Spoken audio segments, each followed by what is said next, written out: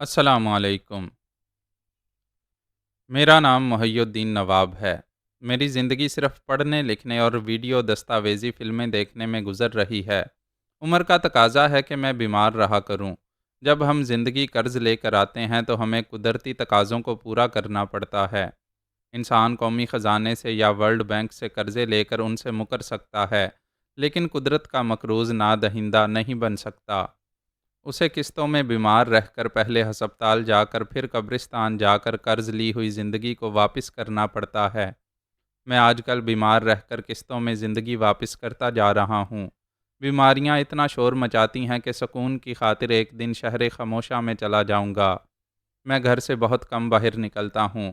اس کہانی اندھیر نگری کے راوی فرمان علی سے اور چند ڈاکٹروں سے ملاقات کرنے کبھی کبھی گھر سے باہر نکلتا ہوں۔ میرے پاس ایک سیاہ ہینڈ بیگ ہوتا ہے جس میں میری دوائیں، ایک کیسٹ ریکارڈر اور کئی کیسٹس ہوتے ہیں جن میں فرمان علی کی زیر نظر رویداد ریکارڈ کرتا ہوں، پھر گھر آ کر اسے اپنے طور پر لکھتا ہوں۔ میں اس روز بھی وہاں پہنچا تو بورڈ آف ڈاکٹرز کی chairperson lady doctor Amna 4 ڈاکٹروں کے ساتھ بیٹھی ہوئی تھیں۔ ان چاروں میں سے 3 ڈاکٹر ماہر نفسیات تھے۔ ان چاروں سے اور ڈاکٹر آمنہ سے ہر 15 دنوں کے بعد ایک میٹنگ ہوتی تھی۔ اس روز ہماری میٹنگ میں 2 سرکاری اعلیٰ افسران تھے۔ میں ان سب سے مصافحہ کرتے ہوئے ایک کرسی پر بیٹھ گیا۔ ڈاکٹر آمنہ نے ایک اعلیٰ افسر نوشاد ربانی اور دوسرے افسر ملک رب نواز سے کہا، میں آپ حضرات سے کیا تعارف کراؤں؟ ان کا ہی نام محی الدین نواب ہے۔ باقی تعارف ان کا قلم ہے۔ اس قلم کے باعث آپ جیسے اعلیٰ سرکاری افسران نے یہاں آنے کی زحمت کی ہے۔ ان افسران نے میرے سیاہ بیگ کو دیکھا جسے میں نے اپنے سامنے میز پر رکھا ہوا تھا۔ نوشاد ربانی نے کہا، ہمیں بتایا گیا ہے کہ آپ کے بیگ میں دوائیں، آڈیو کیسٹس اور ریکارڈر ہوتا ہے۔ کچھ لکھنے پڑھنے کے کاغذات ہوتے ہیں۔ میں نے کہا، جی ہاں، باہر آپ کے ایک ماتحت نے میرا بیگ چیک کیا ہے، آپ بھی تسلی کر سکتے ہیں۔ ربانی نے کہا، میرے کہنے کا مطلب ہے کانفرنس میز پر متعلقہ کاغذات اور فائلیں رکھی جاتی ہیں، ایک بیگ رکھنا کچھ مناسب نہیں ہے۔ آپ درست فرماتے ہیں، میں اس بیگ کی تمام چیزیں نکال کر میز پر رکھنے کے بعد اس بیگ کو نیچے رکھ دوں گا۔ ملک رب نواز نے کہا، آپ کی وہ تمام چیزیں میز پر کچھ مضحکہ خیز لگیں گی، آپ انہیں بیگ میں رہنے دیں۔ جیسا آپ حکم کریں، لیکن یہ بیگ اس میز پر ہی رہے گا۔ اس میں علم اور ذہانت ہے۔ جب تک یہاں ایک بھی کرسی پر بیٹھا ہے، میں اس بیگ کو اٹھا کر علم کو زمین پر نہیں رکھوں گا۔ نوشاد ربانی نے پہلے سنجیدگی سے مجھے دیکھا، پھر کہا، ہم بدنام ہیں کہ ناجائز احکامات پر بھی عمل کرنے پر مجبور کر دیتے ہیں، لیکن دنیا کا ہر علم اقرا باسم ربک الذی سے شروع ہوتا ہے۔ اس بیگ کو میز پر رہنے دیں۔ میں نے شکریہ ادا کیا۔ ملک رب نواز نے پوچھا، آج بھی آپ اپنی ذہنی مریض سے ملاقات کرنے اور اس کی باتیں ریکارڈ کرنے آئے ہیں؟ میں نے کہا، پلیز آپ اسے ذہنی مریض نہ کہیں۔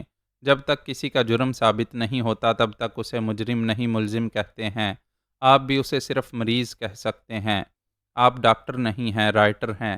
پھر آپ اس کا دماغی تجزیہ کر کے کیسے کہتے ہیں کہ وہ ذہنی مریض نہیں ہے؟ ڈاکٹر انسان کے جسم کے بیرونی اور اندرونی نظام کا تجزیہ کرتا ہے، اس کی دلی اور دماغی کیفیات معلوم کرتا ہے، اور مصنف اس کی روح کو سمجھنے کے بعد لکھ کر اپنا فیصلہ سناتا ہے۔ میں نے ڈاکٹر آمنہ سے کہا، آپ یہاں 3 ماہرین نفسیات کی موجودگی میں مجھے بھی بلاتی تھیں، لیکن آج ڈاکٹروں کی کانفرنس میں سرکاری افسران کی موجودگی کچھ سمجھ میں نہیں آئی۔ نوشاد ربانی نے مجھ سے کہا، آپ کی یہاں آمد سے قبل ہم نے بورڈ آف ڈاکٹرز کی چیئر پرسن ڈاکٹر آمنہ سے گفتگو کی تھی اور ان سے عرض کیا ہے کہ آپ جیسے رائٹر کو یہاں ایک مینٹل کیس میں دلچسپی لینے دیں، لیکن اس دماغی کیس کو ایک زہریلی داستان بنانے کی اجازت نہ دیں۔ میں نے کہا، سچائی اتنی گہری ہوتی ہے کہ اس کی گہرائیوں کو سمجھ لینے کے بعد لوگ سکرات کی طرح زہر پی لیتے ہیں۔ آپ افسران نے گلے میں پھندا لگا کر اور خود پر تیل چھڑک کر آگ لگا کر خودکشی کے بے شمار واقعات دیکھے ہیں۔ انہیں گلے کا پھندا اور آگ نہیں مارتی، سچائی کا زہر مارتا ہے۔ ہمارا فرض ہے کہ ہم ایسے افراد کو خودکشی سے بچائیں۔ میں جس مریض کا ذہنی تجزیہ کر رہا ہوں، اگر اپنے قلم سے اس کے اندر کا بخار نہیں نکالوں گا تو ایک دن اچانک ہی اس کا دم نکل جائے گا۔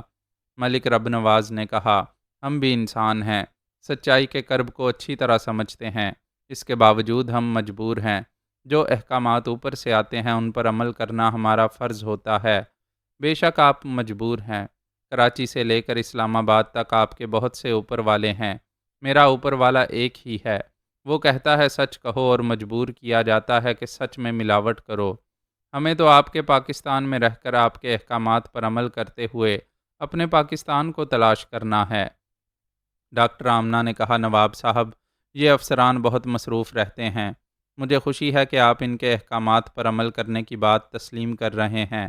بات یہیں ختم ہو جائے تو بہتر ہے۔ نوشاد ربانی نے اٹھتے ہوئے کہا، میں واقعی مصروف ہوں۔ آپ ایک چیئرپرسن کی حیثیت سے یقین دلا رہی ہیں کہ یہ اپنے مریض کا ذہنی تجزیہ کریں گے، لیکن قلم بند رہے گا۔ نوشاد ربانی اور ملک رب نواز نے کہا، یہی ہونا چاہیے۔ آنکھوں سے جو دیکھا جائے اسے سمجھا جائے مگر لکھا نہ جائے۔ ہمیں افسوس ہے آپ کو دکھ پہنچ رہا ہوگا۔ میں نے کہا، بالکل نہیں۔ دکھ کیسا؟ جو چپ رہے گی زبان خنجر لہو پکارے گا۔ آستین کا آپ زہر اگلنے سے باز نہیں آئیں گے۔ وہ دونوں مسکراتے ہوئے چلے گئے۔ وہ میرے معاملے میں سخت ہو سکتے تھے، لیکن ڈاکٹر آمنہ کی ضمانت نے انہیں مطمئن کر دیا تھا۔ ان کے جانے کے بعد ہم میز کے اطراف تھوڑی دیر تک خاموش بیٹھے رہے۔ میں نے ڈاکٹر آمنہ اور ایک ڈاکٹر کو مخاطب کیا، پھر کہا، آپ دونوں نے اس کا معائنہ کیا ہے؟ پلیز اس کی ذہنی کیفیت بتائیں۔ ڈاکٹر آمنہ نے کہا، وہ بڑی حد تک نارمل ہوتا جا رہا ہے۔ وہ ڈائجسٹ پڑھتا ہے اور ایسے خوش ہو جاتا ہے جیسے اس نے پوری پاکستانی قوم کو اپنے سانچے میں ڈال لیا ہو۔ دوسرے ڈاکٹر نے کہا، صحت پہلے سے بہتر ہے۔ صبح جاگنگ کرتا ہے۔ اب جوس پینے اور معمول کے مطابق کھانے سے انکار نہیں کرتا ہے۔ ایک ماہر نفسیات نے کہا، میں نے پہلے ہی کہا تھا اگر کسی طریقے سے اس کے اندر کا غبار نکالا جاتا رہا تو وہ رفتہ رفتہ نارمل ہو جائے گا۔ میں نے کہا، صورتحال سامنے ہے، اور ایسی صورت میں آپ جیسے تجربہ کار ماہر نفسیات، آپ جیسی بورڈ آف ڈاکٹرز کی چیئرپرسن چاہتی ہیں کہ میں اس کے اندر کا رہا سہا غبار نہ نکالوں۔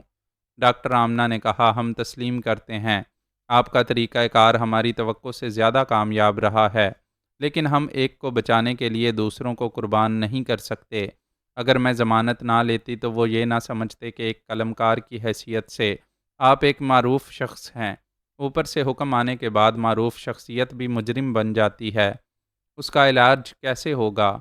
علاج تقریباً ہو چکا ہے۔ اب ہم ڈاکٹر کی حیثیت سے کامیاب علاج کریں گے۔ وہ ضرور نارمل ہو جائے گا۔ اس مریض کی طرح آپ بھی ہمیں بے حد عزیز ہیں۔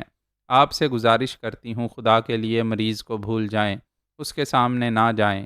آپ فرماتی ہیں تو نہ یہاں آؤں گا اور نہ ہی اس سے ملوں گا، لیکن خدا نخواستہ کیس بگڑ گیا تو میں فوراً آپ سے رابطہ کروں گی، آپ کو بلاؤں گی، یہ میرا وعدہ ہے۔ میں نے دل برداشتہ ہو کر اپنا بیگ اٹھایا۔ ڈاکٹر آمنہ میرے قریب آئی۔ میں جانے لگا تو اس نے میرا ہاتھ تھام لیا۔ میں نے اسے سوالیہ نظروں سے دیکھا۔ اس کی آنکھوں میں محبت اور ممتا تھی۔ اس نے جھک کر میرے لکھنے والے ہاتھ کو چوم لیا۔ میں شکریہ کہتا ہوا وہاں سے چلا آیا۔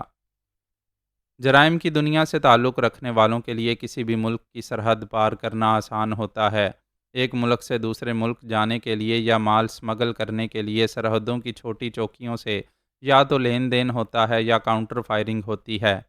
چھوٹی چوکیوں کے مسلح پہرے دار چونکہ تعداد میں کم ہوتے ہیں، اس لیے مجرموں کی بھاری تعداد سے مقابلہ نہیں کر پاتے۔ پھر مجرموں کو تمام ملکوں کی سرحدوں کے بارے میں ایک سرے سے لے کر اس کے آخری سرے تک کے شہروں، گاؤں، ندیوں، نالوں، دلدلوں اور ریگستانی زمینوں کا مکمل جغرافیہ معلوم ہوتا رہتا ہے۔ یہی وجہ ہے کہ بڑے ممالک بھی اپنی سرحدوں سے ہونے والی سمگلنگ اور فرار ہونے والے مجرموں کو پکڑنے میں ناکام رہتے ہیں۔ آپی یعنی تابانی اور مراد کو میری امی کے پاس جانا تھا۔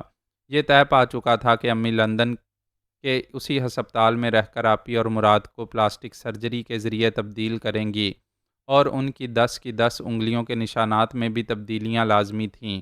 بیس بدل کر بحری اور فضائی راستوں سے بھی لندن جا سکتے تھے، لیکن آپی ماں بننے والی تھیں۔ لاکھ بھیس بدلنے کے باوجود دشمن سراغ رسانوں کے لیے ان کا پیٹ ان کی شناخت بن گیا تھا۔ یہ انکل ہاشم کو معلوم ہوتا رہتا تھا کہ بحری جہاز یا طیاروں سے یا پھر ہائی وے سے جانے والوں میں جو بھی عورت حاملہ ہوتی تھی اس کی پوری فیملی کو روک کر اس حاملہ کے فنگر پرنٹس لیے جاتے تھے۔ اینٹی میک اپ لینس کے ذریعے اس کے چہرے کو دیکھا جاتا تھا۔ ایسے لینس سے پتہ چل جاتا تھا کہ اصل چہرے کو چھپانے کے لیے اوپر سے میک اپ کیا گیا ہے یا نہیں۔ ٹھوڑی کے نیچے اور گردن کے پیچھے محدب عدسے کے ذریعے ماسک میک اپ کے جوڑوں کو تلاش کیا جاتا تھا۔ مختصر یہ کہ آپی اور مراد سیدھے راستوں سے لندن نہیں جا سکتے تھے۔ انکل ہاشم نے کہا، میں اپنے مسلح ماتحتوں کے ذریعے ازبکستان کی سرحد پار کراؤں گا۔ وہاں سے تم یورپ کے کسی بھی شہر میں جاؤ گے۔ وہاں سے تم دونوں کو جعلی ویزا پاسپورٹ ملے گا اور تم اس کے ذریعے لندن پہنچ سکو گے۔ گاڈ فادر ہاشم کے لیے یہ کام آسان بھی تھا اور دشوار بھی، کیونکہ شمالی پاکستان جا کر پاکستان یا افغانستان کی سرحد کو پار کرنا تھا اور لاہور سے وہاں تک انہیں فضائی راستے سے یا ہائی وے سے جانا تھا۔ انکل ہاشم ہائی وے کے تمام چیک پوسٹ اور اچانک ہی سرپرائزنگ چیکنگ کرنے والے مقامات کا جائزہ لے رہے تھے۔ جہاں چیک پوسٹ وغیرہ پر سودے بازی ہو سکتی تھی وہاں اطمینان تھا، باقی دوسرے مقامات پر راستے بدلنے کے مقامات کا تعین کیا جا رہا تھا۔ اس کام میں کچھ وقت لگ رہا تھا۔ آپی اور مراد نے رہائش بدل دی تھی۔ وہ گھر کی چار دیواری سے باہر نہیں نکلتے تھے۔ 2-4 دنوں کے بعد مراد نے جھنجھلا کر کہا، یہ کوئی زندگی ہے؟ قیدی کی طرح یہاں بند رہتے ہیں۔ نہ کوئی تفریح گھر میں ہے، نہ کھلی فضا میں سانس لینا نصیب ہو رہا ہے۔ آپی نے کہا، انکل یہاں ٹی وی ڈش اور کچھ انڈور گیمز بھیجنے والے تھے، میں نے منع کر دیا۔ یہاں زیادہ سے زیادہ ہفتہ 10 دن رہنا ہے، خواہ مخواہ اتنے بکھیڑے کی کیا ضرورت ہے؟ ہم میک اپ میں ہیں، کبھی شام کو باہر تو نکل سکتے ہیں۔ کیا کچھ روز صبر نہیں کر سکتے؟ آخر جیل کے اندر کیسے رہتے تھے؟ کیا وہ تمہیں باہر تفریح کے لیے بھیجتے تھے؟ تم جانتی ہو کہ میں تم سے بحث نہیں کرتا۔ یہ بھی جانتی ہو کہ جس کام سے نقصان نہیں پہنچتا اسے میں ضرور کرتا ہوں۔ ہم چہروں سے پہچانے نہیں جاتے۔ اب ایسا تو ہو نہیں سکتا کہ خفیہ ایجنسی والے ہمارے فنگر پرنٹس لینے کے لیے قدم قدم پر ہمارا انتظار کر رہے ہوں۔ وہ لباس تبدیل کرتے ہوئے بولا، میرے ساتھ چل سکتی ہو تو چلو، میں جناح گارڈن جا رہا ہوں۔ میں نہیں جاؤں گی۔ تمہیں کیا پتا ہے کہ میں دن رات کیسی ناگہانی آفات سے نمٹنے کے بارے میں سوچتی رہتی ہوں۔ انکل ہمارے لیے بہت کوشش کر رہے ہیں، ہمیں بھی تو اپنی عقل سے کام لینا چاہیے۔ مجھے باہر کی تازہ ہوا لگے گی تو میں بھی عقل سے تمہاری طرح سوچنے کی کوشش کروں گا۔ وہ جانے لگا۔ آپی نے کہا، اندھیرا ہونے سے پہلے آ جانا۔ کیا یہ ضروری ہے؟ ہاں، میں چھت پر سے دیکھتی رہوں گی۔ دشمن تم پر شبہ کر کے تمہارا تعاقب بھی کر سکتے ہیں۔ ٹھیک ہے، پیٹی کوٹ گورنمنٹ کا حکم ہے، اندھیرا ہونے سے پہلے آ جاؤں گا۔ وہ دروازہ کھول کر چلا گیا۔ آپی اسے دیکھتی رہیں۔ جب وہ نظروں سے اوجھل ہو گیا تو انہوں نے دروازہ بند کر کے موبائل فون کے ذریعے جمشید کو مخاطب کیا۔ اس نے کہا، جی آپی، میں بول رہا ہوں۔ مراد میری مخالفت کے باوجود تفریح کے لیے گھر سے باہر چلا گیا ہے۔ کہہ رہا تھا جناح گارڈن تک جائے گا اور اندھیرا ہونے سے پہلے آ جائے گا۔ میں اللہ تعالیٰ سے دعا مانگتی رہتی ہوں کہ وہ ہمارے اعتماد کو ٹھیس نہ پہنچائے، لیکن ایک بیوی کی حیثیت سے سمجھتی ہوں اسے مجرمانہ زندگی کا چسکا پڑ گیا ہے۔ دہشت گردی سے اسے ایسی آسودگی ملتی ہے جیسے اس نے زندگی کا صحیح مقصد پا لیا ہے۔ آپی، میں بھی اس کی منفی سوچ کو سمجھتا ہوں، لیکن آپ کی خاطر اسے ڈھیل دے رہا ہوں۔ بہرحال میں آپ کے پاس آ رہا ہوں۔ میرے پاس آنے سے بہتر ہے اس کی نگرانی کرو۔ آپ لکھ لیں وہ جناح گارڈن نہیں گیا۔ میں دوسرے طریقے سے معلوم کر لوں گا کہ وہ کہاں گیا تھا۔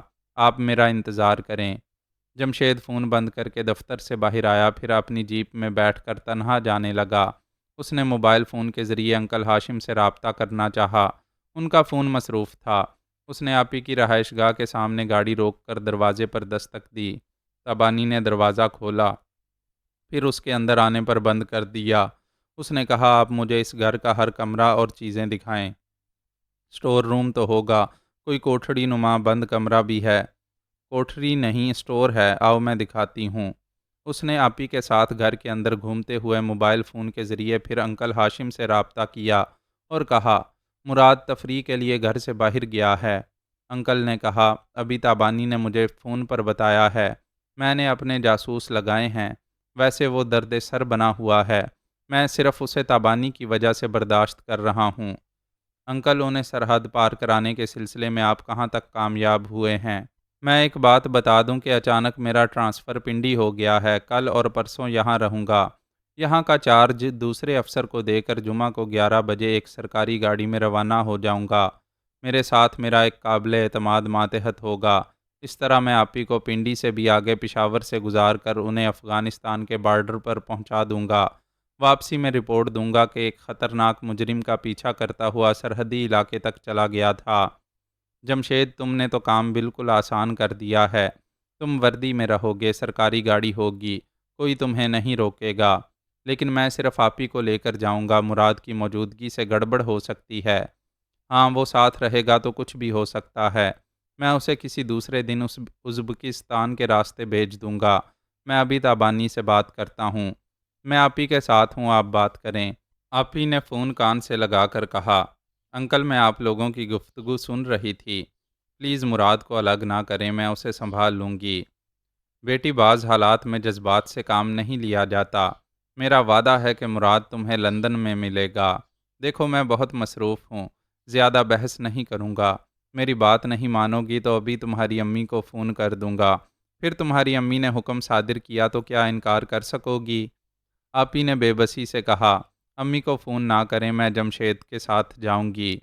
آپ ہی کے رضامند ہونے سے یہ طے پا گیا کہ مراد کو کس طرح قابو میں رکھا جائے گا اور اسے لندن پہنچا کر بھی کس طرح اس کی طرف سے ہوشیار رہا جائے گا۔ مراد نے بڑے مسائل پیدا کر دیے تھے۔ آپ ہی اس سے دیوانگی کی حد تک محبت کرتی تھیں، پھر یہ بھی مناسب نہیں تھا کہ وہ جس بچے کو جنم دیتیں اس کے باپ کو ہلاک کر دیا جاتا۔ مراد کو زندہ رکھنا تھا، لیکن بہت محتاط رہ کر۔ اور مراد گھر سے نکل کر بہت دور تک پیدل چلتا رہا اور سوچتا جا رہا تھا، عورت کی عقل ہی کیا ہوتی ہے۔ برسوں راہ کے کیمپ میں ٹریننگ حاصل کرنے کے باوجود وہ دوست اور دشمن کو نہیں پہچان رہی۔ کوئی بھی مجرم واردات کرتے وقت جیل کے نہیں، محلوں کے خواب دیکھتا ہے، اور تابانی ہے کہ شریفانہ زندگی کسی محل میں گزارنے کے خواب دیکھ رہی ہے۔ اسے اتنا تو سوچنا چاہیے کہ پاکستانی معروف سیاستدانوں سے ٹکرا کر کوئی سلامت نہیں رہ سکا۔ سلامتی کی ضمانت یہی ہے کہ پھر راہ والوں کے کام آیا جائے، کیونکہ پچھلے دنوں تابانی نے مجھ کو آزمانے کے بہانے ایسی حرکتیں کی تھیں کہ مجھ پر سے دردانہ بیگم کا اعتماد اٹھ گیا تھا۔ اب وہاں راہ والوں کے سوا کوئی کام نہیں آ سکتا تھا۔ وہ لوگ تابانی کی غداری سے ناراض تھے۔ ان دنوں میں جیل میں تھا، میں نے کوئی غداری نہیں کی، اس لیے وہ مجھ سے ناراض نہیں ہوں گے۔ اگر میں ان کے لیے کارنامے انجام دوں گا تو وہ میری تابانی کو بھی معاف کر دیں گے۔ میں کیا کروں؟ اس کمبخت عورت کی سمجھ میں یہ نہیں آتا کہ ہمیں زندہ رہنے کے لیے کسی نہ کسی تنظیم کے سائے میں رہنا ہوگا۔ گاڈ فادر ہاشم خفیہ ہاتھ کے سامنے ایک مچھر ہے، کسی دن بھی اسے مسل دیا جائے گا، اور تابانی اسی گاڈ فادر سے رشتہ داری کر رہی ہے۔ نہیں، کچھ بھی ہو، میں اسے اور اپنے ہونے والے بچے کو راہ کے محفوظ سائے میں رکھوں گا۔ اسے کراچی، لاہور اور اسلام آباد کے راہ کے زونل افسران کے نمبر یاد تھے۔ اس نے جنرل پوسٹ آفس سے لاہور کے زونل افسر سے فون پر رابطہ کیا۔ افسر نے مراد کا نام اور اس کی آواز سن کر پوچھا، مراد تم کہاں ہو؟ میں فون پر باتیں نہیں کر سکوں گا، ہو سکتا ہے میرا تعاقب کیا جا رہا ہو۔ میں ریگل سینما کے سامنے کھڑا ہوں۔ میں نے بلو کلر کی شلوار قمیض پہنی ہے، میرے پیروں میں پشاوری چپلیں ہیں۔ میں ٹھیک مٹھائی والی دکان شیری محل کے دروازے کے قریب رہوں گا۔ آپ بتائیں کوڈ ورڈز کا تبادلہ کیا ہوگا؟ اس نے کوڈ ورڈز بتاتے ہوئے کہا، اسسٹنٹ زونل افسر پیلی ٹیکسی میں ابھی وہاں پہنچنے والا ہے۔ وہ جنرل پوسٹ آفس سے چلتا ہوا ریگل سینما کے پاس آیا، پھر شیری محل کے دروازے کے قریب ٹہلنے لگا۔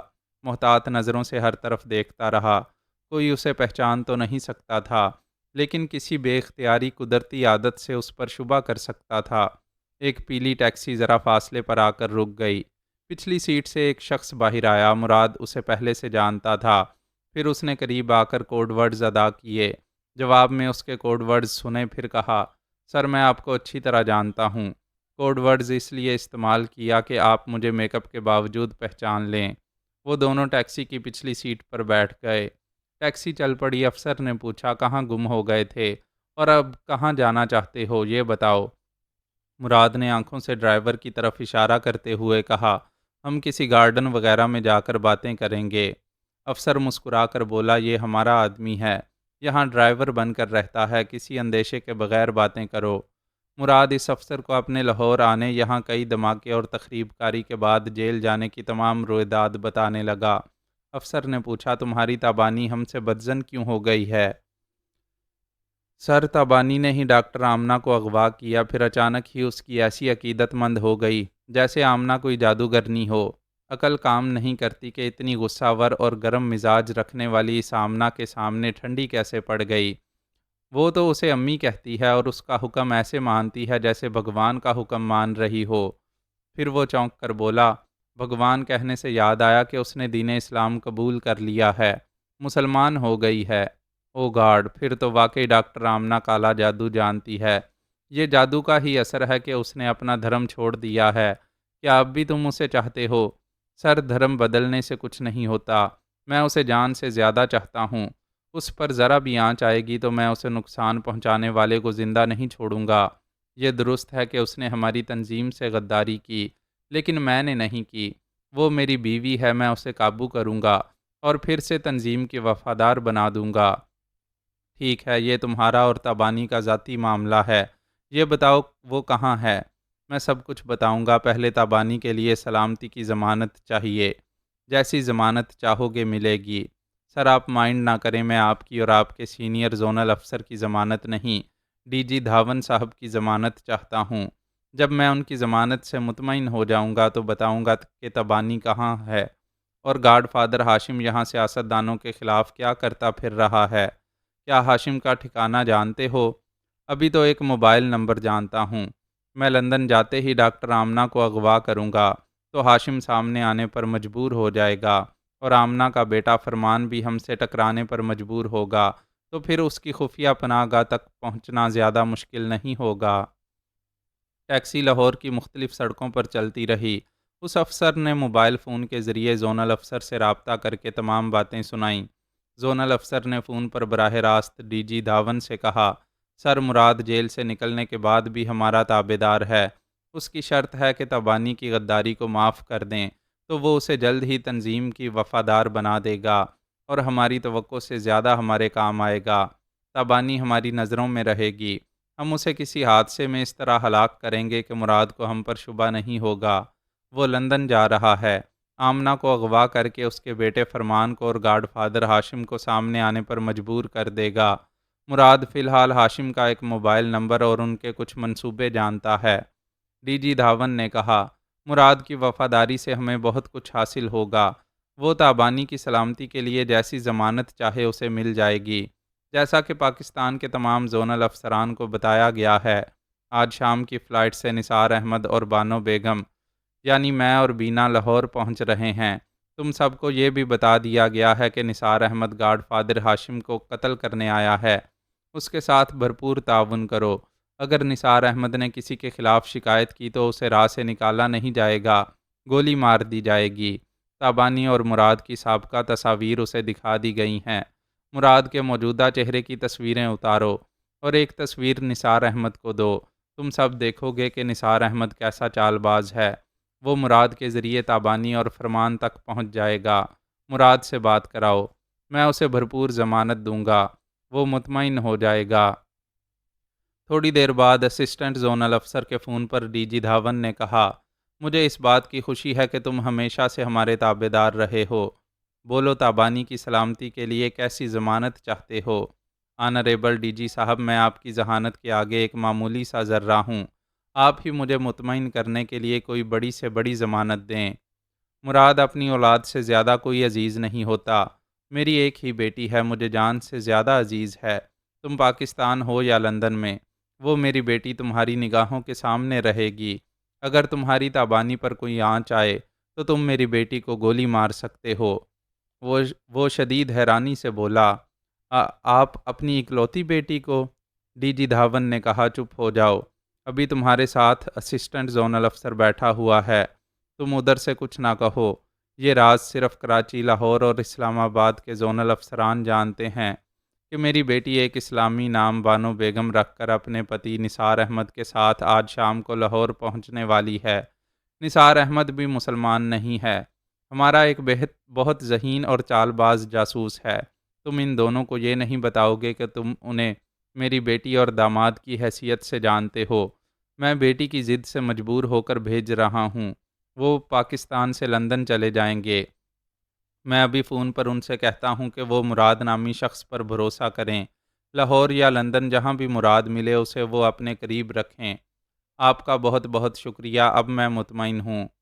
سب سے پہلا کام یہ کرو کہ منی کیمرہ ابھی لے جاؤ۔ تابانی کے موجودہ چہرے کی تصویریں اتارو۔ نثار احمد تمہاری تابانی کے ذریعے ہاشم تک ایسے پہنچے گا کہ تم حیران رہ جاؤ گے۔ جی ابھی گھر جا کر آپ کے حکم کی تعمیل کروں گا، لیکن یہ چاہتا ہوں کہ ابھی دور دور سے بھی میری اور تابانی کی نگرانی نہ کی جائے، کیونکہ ہاشم کے آدمی مختلف بھیس میں اس کی نگرانی کرتے رہتے ہیں۔ صرف اپنے داماد کو ہی تابانی کے ذریعے ہاشم تک پہنچنے دیں۔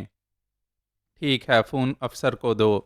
افسر نے فون لے کر دوسری طرف کے احکامات سنے، پھر فون بند کر کے مراد سے کہا ابھی تمہیں ایک منی کیمرہ اور منی سائز کا موبائل فون مل جائے گا، تم زونل افسر سے رابطہ کرتے رہو گے۔ وہ شام 5 بجے تک اس افسر کے ساتھ رہا، اسے ضرورت کی چیزیں مل گئیں، پھر وہ اس سے رخصت ہو کر دوسری ٹیکسی میں بیٹھ کر موجودہ رہائش گاہ سے کچھ دور اتر گیا۔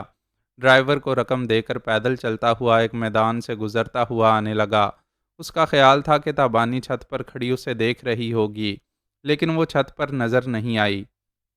اس نے مکان کے سامنے آ کر دیکھا، دروازہ اندر سے بند تھا۔ اس نے دروازے پر پہنچ کر دستک دینے کے لیے ہاتھ لگایا تو وہ ذرا سا کھل گیا۔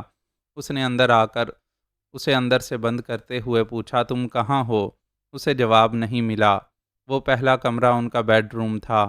اس نے ادھر ادھر نظر دوڑائی تو تکیے پر ایک تہہ کیا ہوا کاغذ دکھائی دیا۔ اس نے آگے بڑھ کر اسے اٹھایا، اسے کھول کر پڑھا۔ لکھا ہوا تھا پریشان نہ ہونا، اچانک انکل کا فون آ گیا تھا، انہوں نے ابھی بلایا ہے، اس وقت 5 بج رہے ہیں، میں 3 یا 4 گھنٹے میں آ جاؤں گی، ہم رات کا کھانا ساتھ کھائیں گے۔ وہ تحریر پڑھ کر سوچنے لگا یہ میرا پیچھا تو نہیں کر رہی تھی، بڑی چال باز ہے، لیکن میں بھی کم نہیں ہوں۔ جنرل پوسٹ آفس پہنچنے تک محتاط رہا ہوں، دور دور تک وہ یا کوئی اور دوسرا تعاقب کرنے والا نظر نہیں آیا تھا۔ اس نے گھر کے دوسرے کمرے، کچن اور اسٹور روم میں جا کر یوں ہی سرسری سی نظر ڈالی۔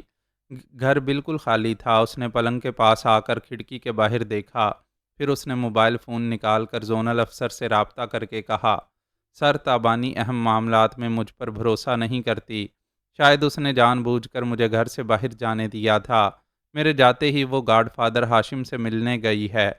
زونل افسر نے کہا آج شام تک ہمارا ایک چال باز جاسوس نثار احمد آ رہا ہے، تم کل بھی گھر سے نکلو، مگر اس سے پہلے کسی طرح تابانی کی تصویر اتار لو تاکہ وہ تصویر کے ذریعے ہاشم تک پہنچ جائے۔ سر ڈی جی دھاون صاحب نے مجھے بتا دیا ہے کہ ان کی بیٹی اور داماد آ رہے ہیں، اور یہ راز صرف یہاں کے 3 زونل افسران جانتے ہیں، چوتھا رازدار میں ہوں۔ تو کل جس وقت بھی تابانی کی تصویر لے کر آؤ گے میں ان کی بیٹی اور داماد سے تمہاری ملاقات کراؤں گا۔ ایسے تو میں تابانی کی تصویر نہیں اتار سکتا، جب وہ نیند میں ہوگی تو تصویر اتار سکوں گا، تصویر میں اس کی آنکھیں بند ہوں گی، کوئی بات نہیں، اس کا موجودہ چہرہ تو دکھائی دے گا۔ ٹھیک ہے، کل میں گھر سے نکلنے کے بعد آپ کو فون پر اطلاع دوں گا، پھر وہیں ریگل چوک میں ملاقات ہوگی۔ اس نے فون بند کر دیا، اپنی اٹیچی کھول کر موبائل فون اور کیمرے کو تمام کپڑوں اور دیگر سامان کے نیچے چھپا کر رکھا، پھر غسل کرنے کے لیے لباس نکالا۔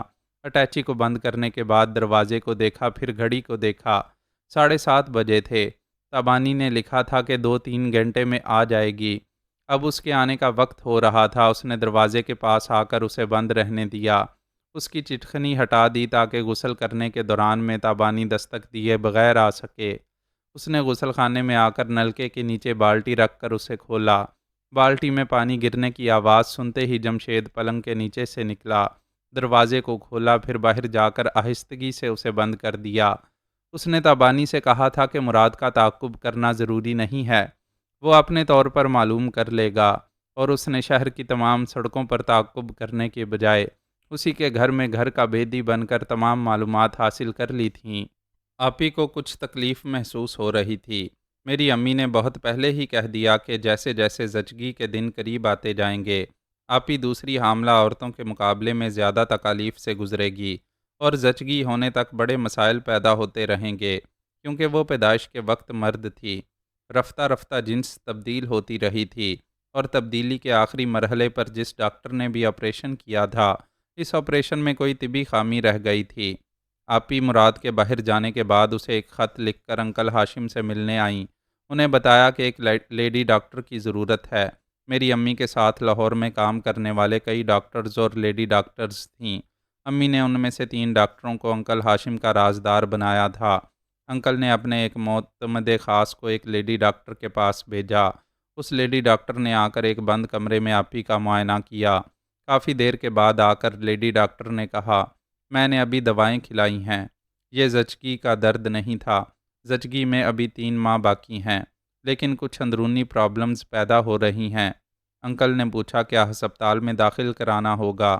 ابھی نہیں، ہماری سرجن آمنہ نے کہا تھا تابانی کے ساتھ کوئی پرابلم ہو تو انہیں فوراً اطلاع دی جائے۔ پلیز آپ ان سے میری بات کرا دیں۔ انکل نے امی سے رابطہ کر کے کہا، باجی لیڈی ڈاکٹر فیروزہ آپ سے تابانی کے سلسلے میں بات کرنا چاہتی ہے۔ میں ڈاکٹر کو فون دے رہا ہوں۔ ڈاکٹر فیروزہ نے فون لے کر کہا، میڈم، جنس کی تبدیلی کا جو آخری آپریشن کیا گیا تھا وہی پرابلم ہے، اس لیے تبانی تکلیف محسوس کر رہی تھی۔ میں نے دوائیں دی ہیں، اب وہ نارمل ہے، سو رہی ہے۔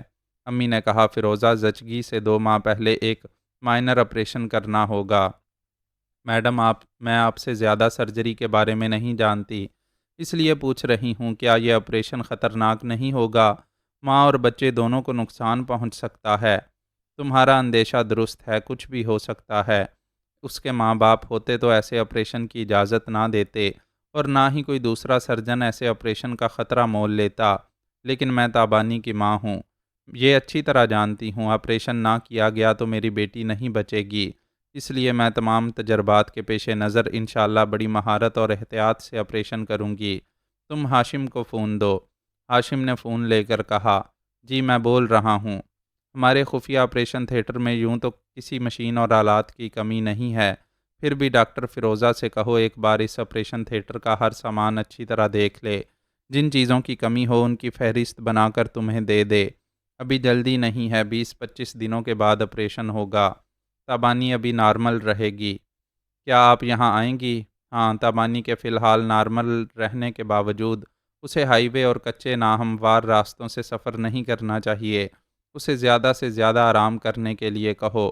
سیر و تفریح اس کے لیے بہتر ہوگی، لیکن وہ کسی بھی دشمن کے مقابلے پر ایکشن میں نہ رہے۔ اس کی کمی پوری کرنے کے لیے فرمان بینا کے ساتھ پہنچ رہا ہے۔ جی ہاں، فرمان نے مجھے یہ اطلاع دی ہے کہ وہ نثار احمد بن کر اپنی بیوی بانو بیگم کے ساتھ شام کو آ رہا ہے۔ راہ والے خوش ہیں کہ وہ مجھے یہاں قتل کرنے والا ہے۔ فون پر گفتگو کرنے کے بعد انہوں نے ڈاکٹر فیروزہ سے کہا، باجی نے آپ سے کہا ہے میرے ایک ماتحت کے ساتھ خفیہ آپریشن تھیٹر میں جائیں، تمام سامان چیک کریں، جن چیزوں کی کمی ہو ان کی فہرست لکھ کر مجھے دیں، باجی یہاں آنے والی ہیں۔ ڈاکٹر فیروزہ نے خوش ہو کر کہا، ہمیں پھر ان کے ساتھ تجربات حاصل کرنے کے مواقع ملیں گے، میں ابھی آپ کے ماتحت کے ساتھ جا رہی ہوں۔ وہ چلی گئی۔ تھوڑی دیر بعد جمشید نے فون کے ذریعے کہا، آپی آپ کے پاس ہیں؟ ہاں، اسے کچھ تکلیف تھی، دوائیں کھانے کے بعد سو رہی ہے، مجھ سے کہہ رہی تھیں کہ ان کی طبیعت کچھ ٹھیک نہیں ہے، وہ آپ کے پاس جا رہی ہیں۔ انکل خیریت تو ہے؟ فی الحال خیریت ہے، لیکن آگے چل کر زچگی کے سلسلے میں مسائل پیدا ہوں گے، اس لیے باجی آمنہ لندن سے یہاں آ رہی ہیں۔ انہوں نے سختی سے منع کیا ہے کہ تابانی کو لمبا اور تکلیف دہ سفر نہیں کرنا ہوگا۔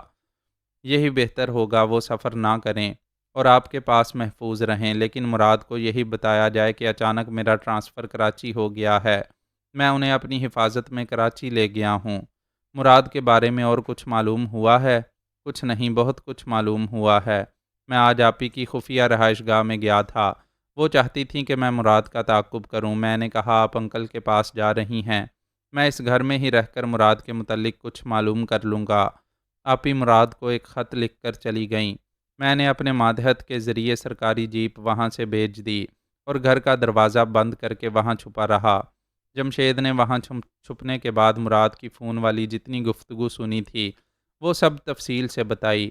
ہاشم نے کہا، وہ آستین کا سانپ ہے، ہم تابانی کی وجہ سے اسے ڈھیل دیتے رہے، اب بھی اسے نقصان نہیں پہنچائیں گے، لیکن یہی کہہ کر تابانی کو اس سے دور رکھیں گے کہ وہ تمہارے ساتھ کراچی گئی ہے۔ مراد نے فون پر یہ بھی کہا تھا کہ ڈی جی دھاون کی بیٹی اور داماد یہاں آ رہے ہیں، اور یہ راز 3 زونل افسران کے علاوہ وہ بھی جانتا ہے۔ ہاں، فرمان نے فون کے ذریعے مجھے بتا دیا ہے کہ ڈی جی دھاون نے اسے بیٹا اور بینا کو بہو بنایا ہے۔ ان دونوں کے چہرے اور تمام شناختی نشانات مٹ چکے ہیں۔ اب ان کے نام نثار احمد اور بانو بیگم ہیں۔ مراد کو کسی سلسلے میں دھوکہ دیا جا رہا ہے۔ ڈی جی دھاون نے مراد سے کہا ہے کہ اس کی بیٹی اور داماد آ رہے ہیں، جبکہ ہمارا اپنا فرمان بینا کے ساتھ آ رہا ہے۔ راہ والوں کے اعتماد کے مطابق ان کا ایک نہایت چال باز جاسوس اپنی بیوی کے ساتھ مجھے ہلاک کرنے اور تابانی اور فرمان کو ڈھونڈ نکالنے آ رہا ہے۔ جمشید نے کہا، اب سمجھ میں آیا کہ مراد آپی کی نیند کے وقت ان کی تصویر کیوں اتارنا چاہتا ہے۔ پھر جمشید نے ہنستے ہوئے کہا، راہ والے آپی کی تصویر ہمارے ہی فرمان کو نثار احمد سمجھ کر دیں گے۔ یہ اچھا گیم چل رہا ہے، اسے چلنا چاہیے۔ اب میں آپی کے بیدار ہونے کے بعد رابطہ کروں گا۔ ان کا رابطہ ختم ہو گیا۔ رات کو کھانے کے وقت آپی بیدار ہو گئیں، بستر پر اٹھ کر بیٹھ گئیں۔ انکل نے پوچھا، کیسی طبیعت ہے؟ اب ٹھیک ہوں، دواؤں سے نے اچھا اثر دکھایا ہے، لیکن ان دواؤں میں ایک نیند لانے والی بھی دوا تھی۔ میں وقت پر دوائیں کھاؤں گی، لیکن وقت بے وقت سونا نہیں چاہتی۔ تمہیں سونا بھی چاہیے اور جاگنے کے بعد آرام بھی کرنا چاہیے۔ یہی تمہاری امی کا حکم ہے۔ امی، کیا آپ نے امی کو میرے بارے میں بتایا ہے؟ ڈاکٹر فیروزہ نے انہیں میڈیکل پرابلمز بتائے ہیں، وہ یہاں آ رہی ہیں۔ وہ حیرانی سے بولیں، کون، میری امی آ رہی ہیں؟ یا اللہ، ماں ایسی ہوتی ہے، اولاد کی تکلیف سنتے ہی ہزاروں میل دور سے چلی آ رہی ہیں۔ ان کی ممتا کو سمجھو اور ان کی ہدایات پر عمل کرو۔ انہوں نے کہا ہے کہ تم یہیں رہو گی، زیادہ سے زیادہ آرام کرو گی۔ باجی نے سختی سے تاکید کی ہے کہ تم آئندہ دشمنوں کے مقابلے پر ایکشن میں نہیں رہو گی۔ امی کا حکم سر آنکھوں پر، لیکن مجھے مراد کے پاس جانا چاہیے۔ جمشید کی نظروں میں کوئی مجرم آ جائے تو وہ اس کی جڑوں تک پہنچ جاتا ہے۔ اس نے مراد کے بارے میں جو معلومات حاصل کی ہیں ذرا توجہ سے سنو۔ انکل ایک کرسی پر بیٹھ کر آپی کو مراد کے بارے میں حقائق بتانے لگے، اور وہ بڑے دکھ سے سننے لگیں۔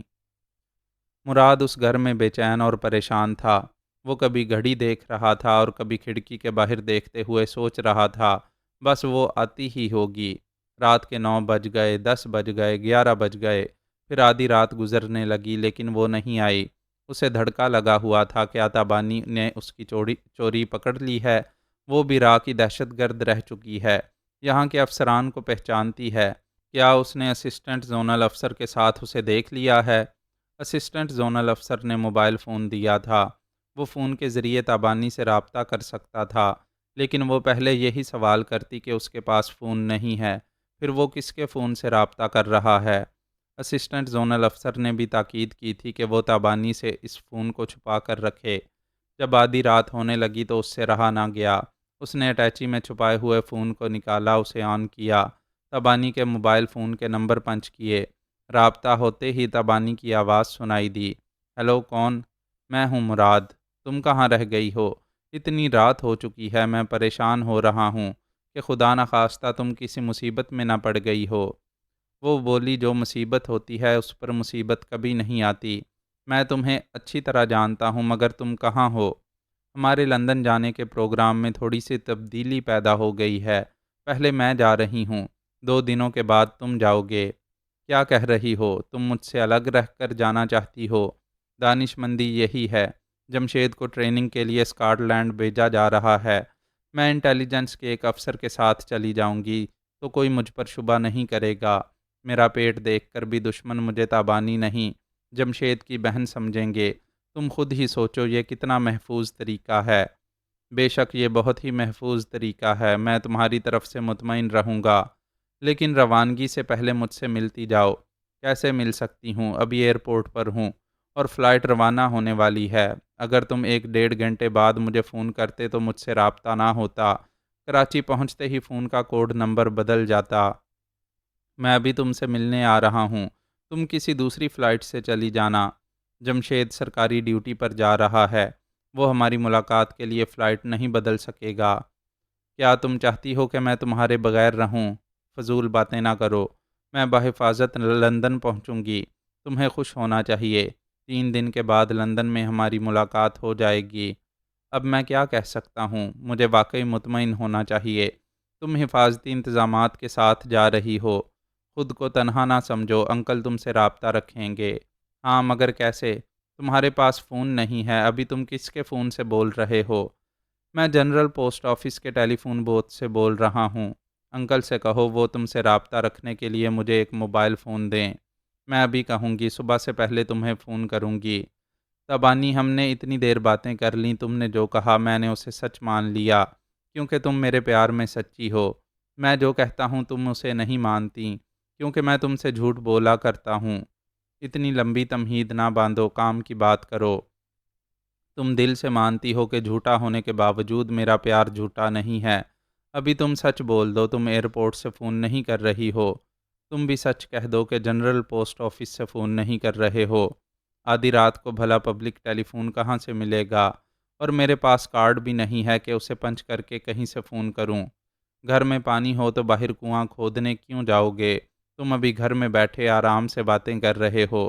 اب یہ پہیلی نہ بجھوانا کہ تمہارے پاس موبائل فون کہاں سے آیا ہے۔ وہ حیرانی اور پریشانی سے اپنے ہاتھ میں پکڑے ہوئے فون کو دیکھنے اور سوچنے لگا کہ اسے کیسے معلوم ہو گیا کہ میرے پاس یہ فون ہے۔ میرا شبہ درست ہے، اس نے مجھے اسسٹنٹ زونل افسر کے ساتھ دیکھ لیا ہے۔ اس نے فون کو پھر کان سے لگا کر کہا، تبانی یہ مان لو کہ تالی دونوں ہاتھوں سے بجتی ہے۔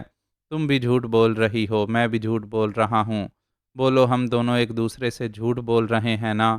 اسے جواب نہ ملا۔ اس نے فون کو کان سے ہٹا کر دیکھا۔ فون کے چھوٹے اسکرین پر لکھا تھا، کال ختم ہو چکی ہے۔ وہ پریشان ہو کر ٹہلنے لگا۔ پھر اس نے زونل افسر سے رابطہ کیا اور کہا، سر میں مراد بول رہا ہوں۔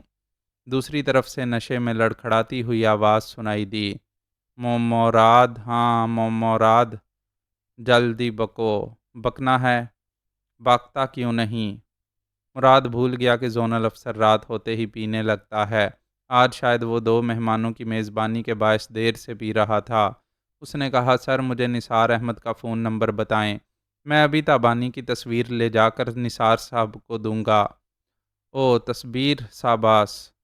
پرل ہوٹل، روم 212، فون نمبر، بس اتنا ہی کافی ہے۔ وہ فون بند کر کے سامنے دیوار تکنے لگا۔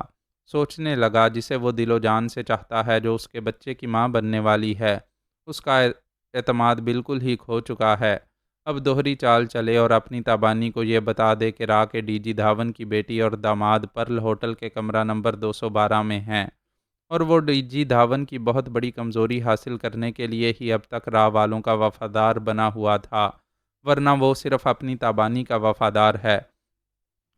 تو یہ سچ معلوم کر کے وہ دھاون کی بیٹی اور داماد کو ہلاک کر کے اپنے مراد پر ہمیشہ اعتماد کرنے لگے گی۔ مراد دوہری چالیں چلنے والے منصوبے پر دوبارہ غور کرنے لگا۔ وہ راہ والوں کا اعتماد تو حاصل کر ہی چکا تھا، اب میری آپی کا اعتماد حاصل کرنا چاہتا تھا۔ اگر وہ آپی کو یہ بتا دیتا کہ ڈی جی دھاون کی بیٹی اور داماد پرل ہوٹل کے کمرہ نمبر 212 میں ہیں، اور آپی وہاں جا کر تصدیق کرتیں اور انہیں ہلاک کر دیتیں، تو مراد کی سچی رپورٹ پر خوش ہو جاتیں، مراد کی طرف سے دل صاف ہو جاتا اور پھر اس پر اعتماد کرنے لگتیں۔ دوسری طرف یہ اندیشہ تھا کہ راہ والے اس پر شبہ کریں گے، کیونکہ زونل افسر نے اسے بتایا تھا کہ دھاون کی بیٹی اور داماد کس ہوٹل کے کس کمرے میں ہیں۔ لیکن مراد نے سوچا زونل افسر کی بات کو آسانی سے جھٹلایا جا سکتا ہے، کیونکہ وہ شراب کے نشے میں تھا۔ پتہ نہیں کیا بڑبڑاتا رہا تھا، لیکن پرل ہوٹل کی بات نہیں کی تھی۔ زونل افسر بھی الجھ کر رہ جاتا کہ پتہ نہیں وہ نشے کی زیادتی کے باعث کیا بکواس کرتا رہا تھا۔ مراد کے لیے یہ اچھا موقع تھا، وہ میری آپی کا اعتماد بھی حاصل کر لیتا اور راہ والے بھی اس کی وفاداری پر بھروسہ کرتے رہتے۔ اس نے اچھی طرح ہر پہلو سے سوچ کر فیصلہ کیا۔ پھر فون پر میری آپی کو مخاطب کیا، تابانی، میں نے تمہارے پیٹ پر ہاتھ رکھ کر اپنے ہونے والے بچے کی قسم کھائی تھی۔ اب میں ثابت کروں گا کہ میں نے تمہارے ساتھ وفادار رہنے کی سچی قسم کھائی تھی۔ اب میں صاف صاف کہتا ہوں کہ میں نے راہ والوں سے وفادار رہنے کی یہ شرط رکھی تھی کہ وہ تمہاری غداری کو معاف کر دیں گے، لیکن تمہیں معاف کرنے کی ٹھوس ضمانت چاہتا تھا۔ تب انہوں نے ڈی جی دھاون سے میری بات کروائی۔ میں نے دھاون صاحب سے پوچھا، میں کیسے آپ پر بھروسہ کروں؟ آپ کسی بھی بہانے میری بیوی کو نقصان پہنچا سکتے ہیں۔ کیا انہوں نے تمہیں کوئی ٹھوس ضمانت دی ہے؟ ہاں، ایک راز جو یہاں کے 3 زونل افسران جانتے ہیں۔ اب اس نے مجھ چوتھے کو رازدار بنایا ہے۔ تم بھی سنو گی تو یقین نہیں کرو گی۔ اس نے ضمانت دی ہے کہ اگر دھاون کے حکم پر تابانی کو ذرا بھی نقصان پہنچا تو میں دھاون کی بیٹی اور داماد کو گولی مار سکتا ہوں، اور اس کی بیٹی اور داماد اس وقت پرل ہوٹل کے کمرہ نمبر 212 میں ہیں۔ آپی نے پوچھا، تم نے کیسے یقین کر لیا؟ ان کے نام کیا ہیں؟ وہ مسلمان کے بھیس میں آئے ہیں۔ یہاں بیٹی کا نام بانو بیگم اور بیٹے کا نام نثار احمد ہے۔ یہاں کے زونل افسر نے بھی تصدیق کی ہے۔ تم بھی گن پوائنٹ پر ان کی حقیقت اگلوا کر دھاون کی اکلوتی بیٹی اور نثار احمد کو ہلاک کر سکتی ہو۔ اس کے بعد تمہیں یقین آئے گا کہ میں راہ والوں کا اعتماد دوبارہ حاصل کر کے کس طرح پاکستان سے ان کے قدم اکھاڑنا چاہتا ہوں۔ اگر تمہاری یہ اطلاع درست نکلی اور میں نے دھاون کو اتنا بڑا صدمہ پہنچا دیا تو آئندہ کبھی تم پر کسی طرح کا بھی شبہ نہیں کروں گی۔ تمہیں اپنے اور انکل ہاشم کے ہر راز میں شریک رکھوں گی۔ تبانی، یہ بہت اہم معاملہ ہے۔ میں بھی تمہارے ساتھ اس ہوٹل جاؤں گا۔ بے شک ہم کتنی ہی خطرناک وارداتوں میں ہمیشہ ساتھ رہے ہیں، اور یہ واردات تو ڈی جی دھاون کو پاگل بنا کر رکھ دے گی۔ ابھی رات کے 2 بجنے والے ہیں۔ تم 4 بجے ہوٹل کے سامنے ملو۔ میں ٹھیک وقت پر آؤں گا، لیکن میں نے اسسٹنٹ زونل افسر سے ایک کیمرہ اور ایک یہ موبائل فون لیا تھا۔ میرے پاس کوئی ہتھیار نہیں ہے۔ میں تمہارے لیے پستول اور ایکسٹرا میگزین لے آؤں گی۔ فون کا رابطہ ختم ہو گیا۔ مراد کو وہاں سے پرل ہوٹل جانے کے لیے گاڑی کی ضرورت تھی۔ اس نے لباس تبدیل کرتے ہوئے سوچا، مین روڈ تک پیدل جانا ہوگا، اس کے بعد ٹیکسی یا آٹو رکشہ مل جائے گا۔ وہ لباس تبدیل کر کے جوتے پہن رہا تھا۔ ایسے ہی وقت اپنے فون کا بزر سن کر چونک گیا۔ اس فون کا نمبر اسسٹنٹ زونل افسر جانتا تھا۔ سوال پیدا ہوا، اتنی رات کو اس نے فون کیوں کیا تھا؟ مراد نے فون اٹھا کر اسے آن کیا، پھر کان سے لگاتے ہوئے پوچھا، ہیلو، کون؟ دوسری طرف سے آواز آئی، مراد، میں رگھوویر بول رہا ہوں۔ تم نے مجھے پہچانا؟ وہ بولا، کون رگھوویر؟ ہاں، ایسا ایک نام یاد ہے۔ آواز بھی کچھ ویسی ہی لگ رہی ہے۔ تم جو سمجھ رہے ہو، میں وہی پیلی ٹیکسی کا ڈرائیور ہوں۔ تم کئی گھنٹے تک اسسٹنٹ زونل افسر کے ساتھ پچھلی سیٹ پر بیٹھے باتیں کرتے رہے اور تابانی کی سلامتی کے سلسلے میں ٹھوس ضمانت طلب کرتے رہے۔ پھر فون پر head of the department Dhawan صاحب نے ایک ٹھوس ضمانت دے کر مطمئن کیا تھا۔ ٹھیک ہے رگھو، تمہاری ان باتوں نے یقین دلا دیا ہے کہ ٹیکسی کی تنہائی میں ہونے والی تمام باتیں سنتے رہے ہو۔ اب تم نے کیوں فون کیا ہے؟ تمہاری بہتری کے لیے۔ اگر دونوں ہاتھوں سے دولت سمیٹنا چاہتے ہو تو میرے رازدار بنو گے۔ ہم تو دولت حاصل کرنے اور اپنی درندگی کی تسکین کے لیے یہ سب کچھ کرتے ہیں، لیکن کس بھروسے پر تمہارا رازدار بنوں؟ باتیں ایسی ہیں جو فون پر مناسب نہیں ہوں گی۔ ابھی کہیں مل سکتے ہو تو جگہ بتاؤ، میں اسی پیلی ٹیکسی میں پہنچ جاؤں گا۔ میں 20 منٹ بعد بڈھا دریا کے پل کے پاس کھڑا رہوں گا۔ بس سمجھ لو کہ میں بھی 20-25 منٹ میں پہنچ رہا ہوں۔ مراد مکان سے باہر آ کر دروازے پر تالا لگا کر پیدل چلتا ہوا مقررہ جگہ پہنچا تو وہاں ٹیکسی اس سے پہلے پہنچی ہوئی تھی۔ رگھو اس کا بونٹ اٹھائے جیسے گاڑی کی کوئی خرابی دور کر رہا تھا۔ مراد نے ذرا چھپ کر دیکھا، ٹیکسی بالکل خالی تھی۔ اس نے قریب آ کر پوچھا، کیا کوئی گڑبڑ ہو گئی ہے؟ وہ بونٹ گرا کر بولا، یہ بالکل ٹھیک ہے، ابھی پیٹرولنگ پولیس والے اپنی گاڑی میں جا رہے تھے۔ انہیں بتانا پڑتا کہ میں اس ویران جگہ ٹیکسی روکے کیوں کھڑا ہوں۔ پولیس والوں کی گاڑی دور سے دیکھتے ہی میں اس کی مرمت کرنے کا بہانہ کرنے لگا۔ انہوں نے دیکھا، پھر کچھ پوچھے بغیر آگے چلے گئے۔ مراد اس کے ساتھ بیٹھتے ہوئے بولا، بہت چالاک ہو۔ رگھو ٹیکسی سٹارٹ کرتے ہوئے بولا، چالاک نہ ہوتا تو اتنی دولت نہ کماتا جتنی تم سوچ بھی نہیں سکتے۔ کیا کروڑ پتی بن گئے ہو؟ اب اتنا اوپر بھی نہیں چڑھنا ہے کہ نیچے گرو تو ہڈی پسلی بھی سلامت نہ رہ سکے۔ میں لاکھوں روپے کما لیتا ہوں۔ وہ کیسے؟ میں را کا بھی تابع دار ہوں اور ایک بہت خطرناک خفیہ ایجنسی کا بھی کام کرتا ہوں۔ یہ بات را والے نہیں جانتے۔ اگر تم چاہو تو ابھی 5 لاکھ روپے کیش ملیں گے اور آئندہ تمہاری حفاظت کی پوری ذمہ داری لی جائے گی۔ ایسی کون سی ایجنسی ہے جو ابھی 5 لاکھ روپے بھی دے گی اور میری حفاظت کی ذمہ داری بھی لے گی؟ 5 لاکھ تو صرف ایک کام کے دیے جائیں گے، اس کے بعد جو اہم کام ہیں انہیں صرف تم ہی کر سکتے ہو۔ وہ ایجنسی والے کیسے جانتے ہیں کہ صرف میں ہی ان کے کئی اہم کام کر سکتا ہوں یار؟ اس ایجنسی کے بارے میں بتاؤ۔ وہ ایجنسی خفیہ ہاتھ کی کئی ایجنسیوں میں سے ایک ہے۔ تم بہت لکی ہو کہ خفیہ ہاتھ بعض اہم معاملات میں تم پر بھروسہ کر رہا ہے۔ مراد نے دیکھا دور سے ایک کار آ رہی تھی۔ رگو نے کہا اس کار میں شاید ایجنسی کا انچارج ہے۔ وہ ایک طرف رکے گی تو میں اس کے قریب ٹیکسی لے کر جا کر روک دوں گا، تم پچھلی سیٹ پر چلے جانا۔ انچارج بھی کار سے اتر کر تمہارے پاس آ کر بیٹھ جائے گا۔ دور سے آنے والی کار ایک جگہ رک گئی، ٹیکسی بھی اس کے قریب جا کر رک گئی۔ مراد اگلی سیٹ سے نکل کر پچھلی سیٹ پر آیا۔ اس کار سے بھی ایک شخص بریف کیس لے کر مراد کے پاس آ کر بیٹھ گیا۔ ٹیکسی آگے چل پڑی۔ اس شخص نے مراد سے مصافحہ کرتے ہوئے کہا، میرا نام رشید پٹیل ہے۔ رگو نے بتایا ہوگا کہ سیکرٹ ایجنسی میں میرا عہدہ کیا ہے۔ جی ہاں، آپ ایجنسی کے انچارج ہیں اور اس ایجنسی کا تعلق خفیہ ہاتھ سے ہے، اور خفیہ ہاتھ بہت کم لوگوں پر بھروسہ کرتا ہے۔ تم خوش قسمت ہو کہ اس کی نظروں میں قابل اعتماد ہو۔ یہ خفیہ ہاتھ کی مہربانی ہے۔ مجھے کیا کرنا ہے؟ جو کرنا ہے پہلے اس کا مختصر سا پس منظر سن لو۔ دردانہ بیگم کی پارٹی کے 4 سیاست دانوں نے اچانک پارٹی چھوڑ کر اسمبلی میں اس کی اکثریت ختم کر دی۔ دوسرے لفظوں میں کسی نے خفیہ ہاتھ کی کٹھ پتلی حکومت بننے نہیں دی۔ مخالفین کے سلسلے میں گاڈ فادر ہاشم تابانی اور فرمان کا نام آتا رہا کہ ان لوگوں نے جبراً دردانہ کی پارٹی کے 4 سیاست دانوں سے خطوط لکھوا کر انہیں اغوا کیا ہے اور مار ڈالا ہے۔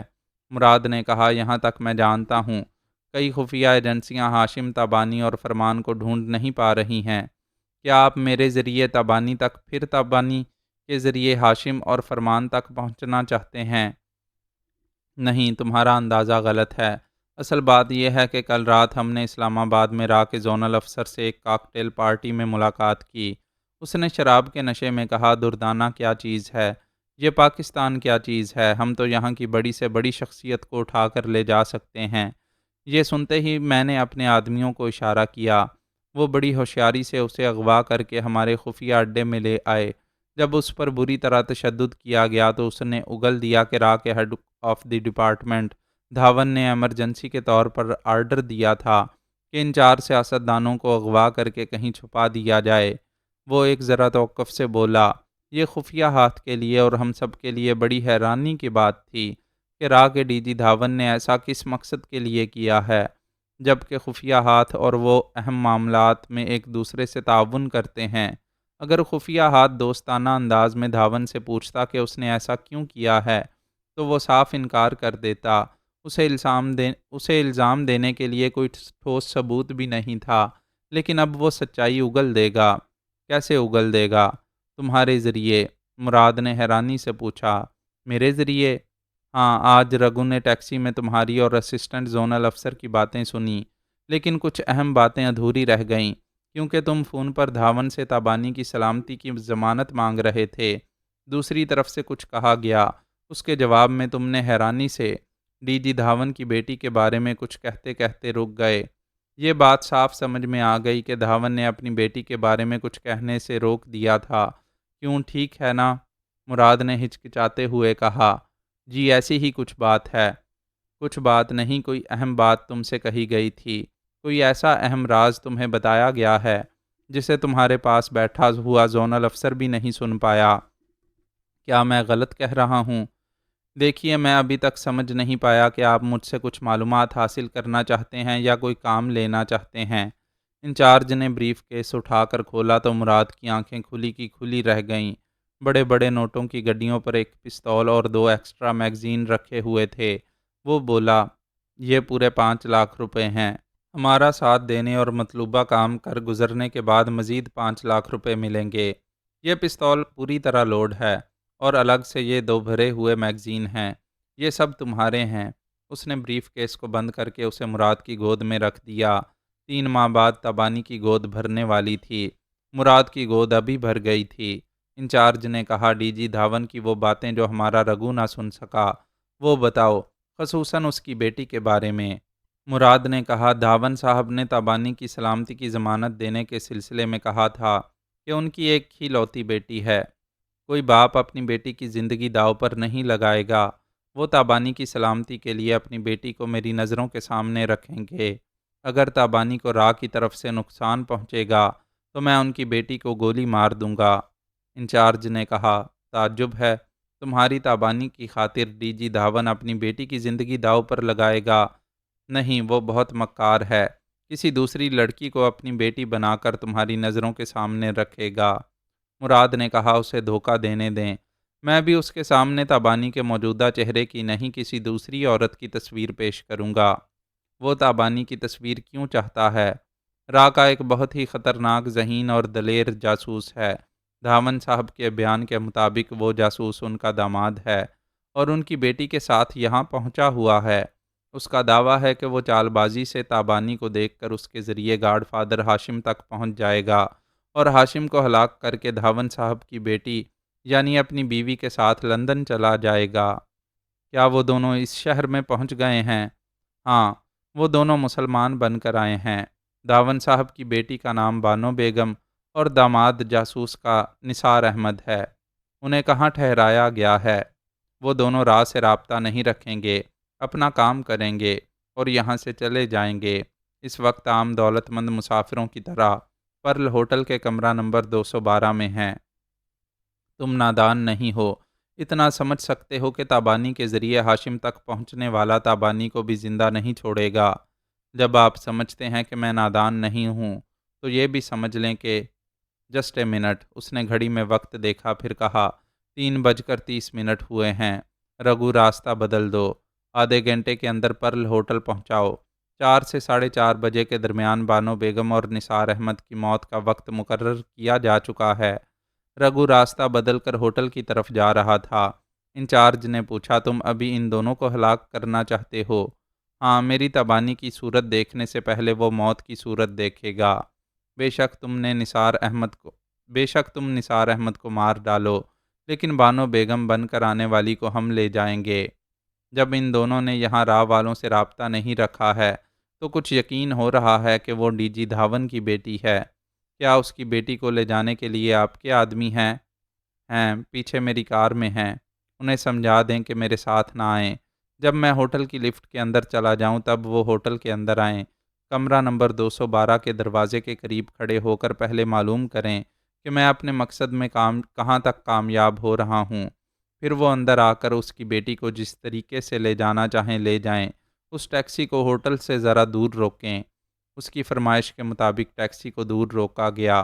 اس نے موبائل کے ذریعے آپی سے پوچھا، تم کہاں ہو؟ آپی نے کہا، ہوٹل کے پارکنگ ایریا میں۔ کیا ریوالوروں میں سائلنسر لگے ہوئے ہیں نا؟ میں پوری تیاری کے ساتھ آئی ہوں۔ اس نے فون بند کیا، بریف کیس کو کھول کر پستول اور ایک ایکسٹرا میگزین نکالا۔ انچارج نے پوچھا، جب تمہارا کوئی ساتھی ریوالور لا رہا ہے تو اسے کیوں لے جا رہے ہو؟ وہ بولا، میں احتیاطاً کسی کے ساتھ پر بھی بھروسہ نہیں کرتا۔ میں آپ کے پاس یہ 5 لاکھ روپے میری امانت ہیں، واپسی میں لوں گا۔ وہ انچارج کو بریف کیس دے کر ٹیکسی سے باہر آیا، پھر تیزی سے چلتا ہوا پارکنگ ایریا میں پہنچا۔ وہاں آپی اس کی منتظر تھیں، اس کے ساتھ ہوٹل کی عمارت کی طرف چلنے لگیں۔ مراد نے پوچھا، ریوالور کہاں ہے؟ کیوں بے چین ہو رہے ہو؟ کیا میں اپنے پرس میں ہتھیار لاؤں گی؟ وہ میرے پیٹ کے پاس لباس کے اندر ہے۔ اپنے حواس درست رکھو۔ وہ ہوٹل کے اندر کاؤنٹر پر آئے۔ ایسے وقت ملاقات کرنے والوں کو کسی کمرے میں جانے سے پہلے کمرے میں رہنے والوں سے فون پر پوچھا جاتا ہے۔ آپی اپنے ساتھ سفری بیگ لائی تھیں۔ انہوں نے کہا، ہمیں ایک کمرہ چاہیے، لیکن میں ماں بننے والی ہوں، زیادہ بلندی پر رہنا نہیں چاہتی۔ کیا فرسٹ یا سیکنڈ فلور پر کمرہ مل سکتا ہے؟ یس میڈم، روم نمبر 210 بہترین کمرہ ہے۔ وہ ہوٹل کا کارڈ پر کرنے لگیں۔ ایجنسی کے انچارج کے 3 آدمی چھپ کر ہوٹل کی عمارت کے ایک ستون کے پاس آئے۔ وہاں سے مراد نظر آ رہا تھا۔ ایک شخص نے موبائل پر انچارج کو مخاطب کرتے ہوئے کہا، سر، مراد کے ساتھ کوئی عورت ہے، کوئی مرد ساتھی نہیں ہے۔ وہ کمرہ لینے والا کارڈ پر کر رہی ہے۔ انچارج نے کہا، مراد جانتا ہے اس وقت کسی ملاقات کرنے والے کو کسی کمرے کی طرف جانے نہیں دیا جائے گا، اس لیے وہ کسی کو بیوی بنا کر لایا ہے۔ انچارج بیوی کہتے وقت چونک گیا۔ پھر اس نے پوچھا، کیا وہ عورت حاملہ ہے؟ یس سر، اب وہ دونوں لفٹ کی طرف جا رہے ہیں۔ دیکھو، بہت ہوشیار رہو، وہ عورت تابانی ہے، ہماری توقع کے خلاف کچھ بھی کر سکتی ہے۔ اس نے فون بند کر کے کہا، رگھو، یہ مراد بھروسے کے قابل نہیں ہے۔ اس نے ہمیں یہ نہیں بتایا کہ یہاں تابانی اس کے ساتھ رہے گی۔ سر، ویسے تو کسی مجرم پر بھروسہ نہیں کیا جا سکتا، لیکن دو معاملات میں آپ ہمیشہ مراد پر بھروسہ کر سکتے ہیں۔ ایک تو وہ دولت کی خاطر کچھ بھی کر سکتا ہے، دوسرے یہ کہ انسانی زندگی سے کھیلنا اس کا مشغلہ ہے۔ وہ صرف تابانی کا دیوانہ ہے، اس لیے اس کے بارے میں ہمیں یا کسی کو کچھ نہیں بتاتا۔ آپی اور مراد کمرہ نمبر 210 میں پہنچ گئے۔ اس کے ٹھیک سامنے میں اور بینا کمرہ نمبر 212 میں تھے۔ بینا بستر پر نیم دراز تھی اور میں ایک چیئر پر بیٹھا آگے پیچھے جھولتے ہوئے دروازے کو دیکھ رہا تھا۔ وہ دروازہ پہلے ذرا سا کھلا، پھر پوری طرح کھل گیا۔ کھلے ہوئے دروازے پر آپی کھڑی تھیں، اس کے پیچھے مراد دکھائی دے رہا تھا۔ بہت پہلے ہی فون کے ذریعے میری اور آپی کی باتیں ہو چکی تھیں اور ایک منصوبہ تیار ہو چکا تھا کہ آئندہ ہمیں کیا کرنا ہے۔ ویسے پہلی بار ہم بہن بھائی نئے چہروں کے ساتھ روبرو ہوئے تھے۔ وہ جذبات سے بے قابو ہو کر دوڑتی ہوئی آئیں۔ میں بھی اٹھ کر آگے بڑھ کر ان سے لپٹ گیا۔ مراد دروازے پر کھڑا ہکا بکا سا ہم دونوں کو دیکھ رہا تھا۔